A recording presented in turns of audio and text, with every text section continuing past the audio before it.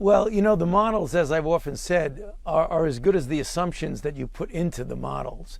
And those assumptions, sometimes when you tweak them a little, they really change the range of the kinds of projections that you've heard. Remember, we were talking about 100,000 to 200,000 deaths. What's happening is that we are doing a very good job on mitigation, on the physical separation, the adherence to the guidelines. And as new data comes in, what you do, you integrate that data into the model to modify the model. And that's why you're seeing those projections coming down somewhat. That's good news. But the thing we have to be careful of, that we don't then take that good news to think that we might be able to pull back a bit.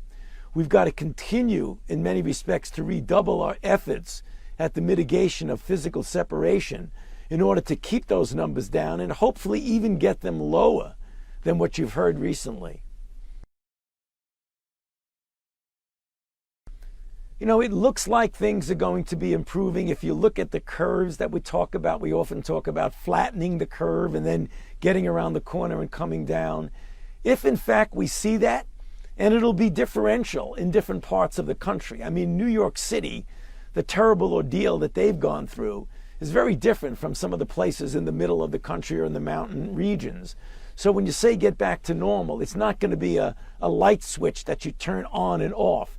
It's going to be differential and gradual depending upon where you are and where the burden of infection is. But the bottom line of it all is that we see looking forward, it is very likely that we will progress towards the steps towards normalization as we get to the end of this 30 days. And I think that's going to be a good time to look and see how quickly can we make that move to try and normalize.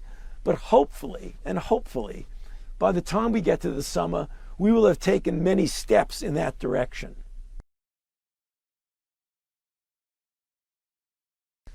It can be in the cards, and I say that with some caution, because as I said, when we do that, when we pull back and try to open up the country, as we often use that terminology, we have to be prepared that when the infections start to rear their heads again, that we have in place a very aggressive and effective way to identify, isolate, contact trace, and make sure we don't have those spikes that we've seen now. So the answer to your question is yes, if we do the things that we need to do to prevent the resurgence. Well, you're talking to the wrong person. I don't take vacations. I just want to look at what we have in front of us right now. I'm not thinking about vacations.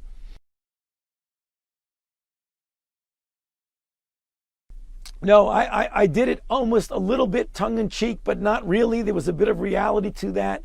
What I really meant is that we really now need to be aware of, because it has hit us smack in the face, that respiratory infections, particularly brand new, ominous respiratory infections like we're going through right now, are clearly spread very much not only by droplets, but by people touching their face, shaking hands. And that's the reason why we talk about washing hands so often. I don't think in reality that we're going to all of a sudden never again shake hands. But I think I threw that out there to get people to start thinking much more about personal hygiene and the way that impacts the spread of a really deadly infection like we're going through right now.